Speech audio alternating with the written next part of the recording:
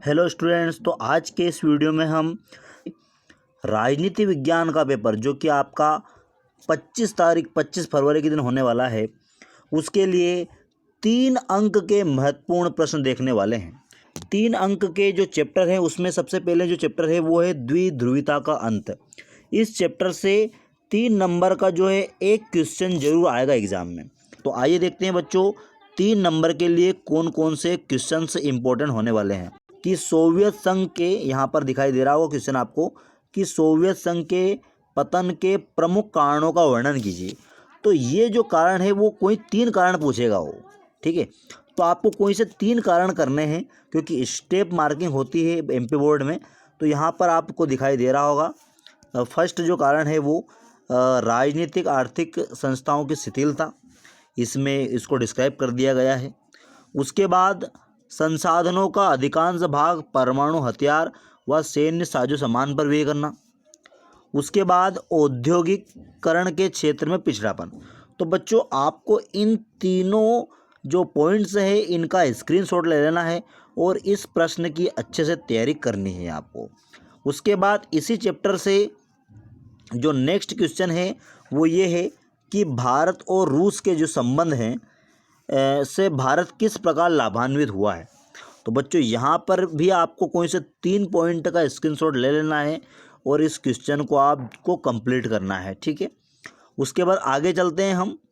आगे जो क्वेश्चन है कि द्वितीय विश्व युद्ध के बाद सोवियत संघ किस प्रकार एक महाशक्ति के रूप में उभरा, समझाइए। तो बच्चों यहाँ पर सोवियत संघ की जो महाशक्ति के रूप में उभरने की जो प्रक्रिया है वो बताई गई है।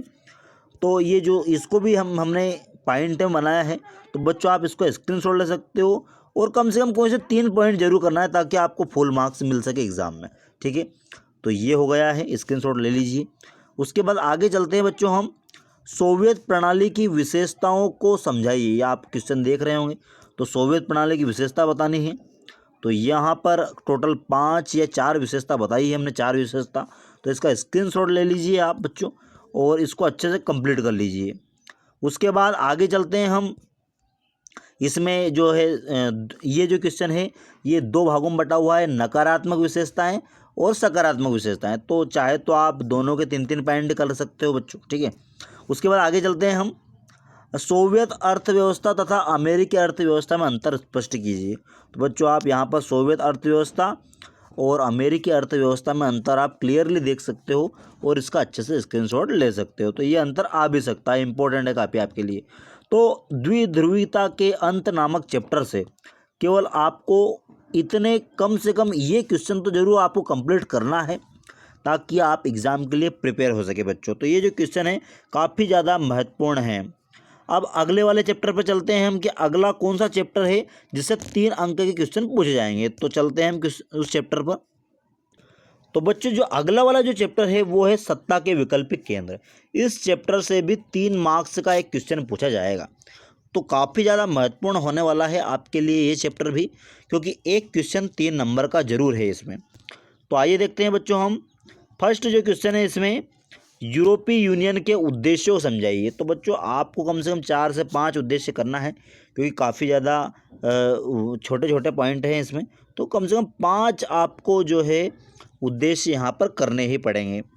आगे चलते हैं हम और अगला जो क्वेश्चन है बच्चों, अगला क्वेश्चन हो जाएगा हमारा भारत चीन मित्रता में क्या रुकावटें हैं, समझाइए। तो यहाँ पर देख सकते हो आप इसको स्क्रीनशॉट लेके कर सकते हो आप इसको, ठीक है। उसके बाद आगे चलते हैं हम। आसियान के उद्देश्य बताना है। तो आसियान के उद्देश्य क्लियरली यहाँ पर दिखाई दे रहे हैं आपको, इसको भी कैप्चर कर सकते हो आप बच्चों। यहाँ नीचे लाके ये बताता हूँ मैं। उसके बाद आगे चलते हैं हम और आगे जो है क्षेत्रीय संगठन बनाने के क्या उद्देश्य है। ये वाला क्वेश्चन भी काफ़ी ज़्यादा महत्वपूर्ण है क्योंकि सत्ता के वैकल्पिक केंद्र के रूप में क्षेत्रीय संगठन ही काम करते हैं। तो इनके उद्देश्य क्या होते हैं। उसके बाद मार्शल योजना काफ़ी ज़्यादा इम्पोर्टेंट है आपके लिए, ठीक है। उसके बाद आगे यदि आगे इसमें क्वेश्चन ख़त्म हो चुके हैं। तो ये जो 6 क्वेश्चन हैं मैंने जो बताए हैं बच्चों, आपको इनको क्लियरली एग्ज़ाम से पहले आपको आज रात में इनको रट लेना है, ठीक है। अब अगले चैप्टर पर चलते हैं हम, जिससे कि 3 अंक का क्वेश्चन जो है वो पूछा जाएगा। ठीक है, तो 3 अंक का जो अगला क्वेश्चन जो पूछा जाएगा बच्चों, वो पूछा जाएगा राष्ट्र निर्माण की चुनौतियां नामक चैप्टर से। तो आइए देखते हैं इसमें 3 अंक के कौन कौन से क्वेश्चन हो सकते हैं। तो आगे चलते हैं हम इसमें। यहाँ देख सकते हो बच्चों आप, सरदार वल्लभ भाई पटेल को भारत का बिस्मार्क क्यों कहा जाता है। तो ये 3 मार्क्स में पूछा जा सकता है। उसके बाद राज्य पुनर्गठन आयोग क्या था, समझाइए। तो यहाँ पर जो इसका फुल आंसर जो है मैं अभी बता रहा हूँ आपको, ये वाला हो गया, राज्य पुनर्गठन आयोग क्या था समझाइए। तो पूरा डिस्क्राइब कर दिया है इसको हमने। उसके बाद आगे चलते हैं हम, और भारत विभाजन के कोई 3 कारण वाला जो क्वेश्चन है ये भी आपको कंप्लीट करना है, क्योंकि ये 2 नंबर और 3 नंबर दोनों में पूछा जा सकता है। तो यहाँ पर आप देख सकते हो, अंग्रेजी सरकार की फूट डालो राज करोगे नीति, हिंदू मुसलमानों में परस्पर अविश्वास की भावना, इन दोनों को आप डिस्क्राइब करोगे आगे जाकर। उसके बाद जिन्ना की हठधर्मिता, और यहाँ पर सांप्रदायिक दंगे। तो ये सभी जो कारण हैं ये भारत विभाजन के कारण हैं। आगे चलते हैं हम, आगे है हैदराबाद रियासत पर संक्षिप्त नोट। तो बिल्कुल ये भी आपको क्लियरली करना है चाहिए, हैदराबाद रियासत पर संक्षिप्त नोट जो है, नोट जरूर 3 नंबर में पूछा जाता है नोट। ठीक है, उसके बाद यानी कि टिप्पणी एक प्रकार की है। उसके बाद आगे चलते हैं हम, राष्ट्र निर्माण की चुनौतियों का वर्णन कीजिए। तो कोई 3 चुनौतियां हमें बता देनी है बच्चों। तो पहली जो है एकता अखंडता की चुनौती, उसके बाद लोकतंत्र की स्थापना की चुनौती, उसके बाद आगे चल के आता है इसमें विकास की चुनौती। तो ये जो है टोटल 3 नंबर के क्वेश्चन हो चुके हैं, जो कि काफ़ी ज़्यादा महत्वपूर्ण है आपकी बोर्ड एग्ज़ाम 25 फरवरी को जो होने वाली है। अगले चैप्टर पर चलते हैं जिसे 3 नंबर का क्वेश्चन पूछा जाता है। तो बच्चों अगला जो चैप्टर है 3 अंक के लिए, वो है चैप्टर आपका भारत के विदेश संबंध। तो ये चैप्टर 3 नंबर का, इसमें से भी एक क्वेश्चन पूछा जाएगा। तो भारतीय विदेश नीति के मुख्य सिद्धांत लिखिए। तो काफ़ी ज़्यादा इंपॉर्टेंट क्वेश्चन है बच्चों आपके लिए, देख सकते हो, स्क्रीनशॉट ले सकते हो। उसके बाद आगे चलते हैं, संयुक्त राष्ट्र में भारत का योगदान, ये क्वेश्चन भी इम्पोर्टेंट है, आप इसमें स्क्रीनशॉट ले सकते हो इसका। उसके बाद आगे चलते हैं हम, ये आधा बचा हुआ क्वेश्चन है। उसके बाद प्रवासी क्या है, उसके बाद यहाँ पर ये तो 2 नंबर के बच्चों। उसके बाद आगे चलते हैं हम, शांतिपूर्ण सह अस्तित्व भारत की विदेश नीति का आधार है समझाइए। तो ये वाला क्वेश्चन भी काफ़ी ज़्यादा इंपॉर्टेंट है 3 नंबर के लिए, आप इसका स्क्रीनशॉट लेना है आपको पूरा। यहाँ मैं इसको जूम आउट करता हूँ और अब इसका स्क्रीनशॉट ले लीजिए आप।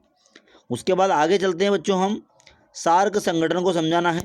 तो सार्क संगठन ये भी 3 मार्क्स के लिए है आपके लिए, देख सकते हो आप, यहाँ से स्टार्ट है, स्क्रीनशॉट ले सकते हो इसका। उसके बाद आगे चलते हैं हम, भारत की विदेश नीति को प्रभावित करने वाले तत्वों की व्याख्या भी करनी है। तो यहाँ पर कर सकते हैं हम इसकी व्याख्या, ये 1, 2, 3 और 4 पॉइंट में है। उसके बाद आगे चलते हैं हम, भारत की परमाणु नीति निशस्त्रीकरण में किस प्रकार सहायक है। तो ये क्वेश्चन भी 3 मार्क्स के लिए है। तो यहाँ पर 3 पॉइंट कहीं से भी करने हैं, शांतिपूर्ण प्रयोग के लिए परमाणु ऊर्जा का इस्तेमाल, पहला पॉइंट। उसके बाद जो है दूसरा जो पॉइंट है, निशस्त्रीकरण का समर्थन करता है भारत। ठीक है, उसके बाद अगला जो है, आणविक शस्त्र नियंत्रण व संधियों का विरोधी। तो ये इसके वो हो गए।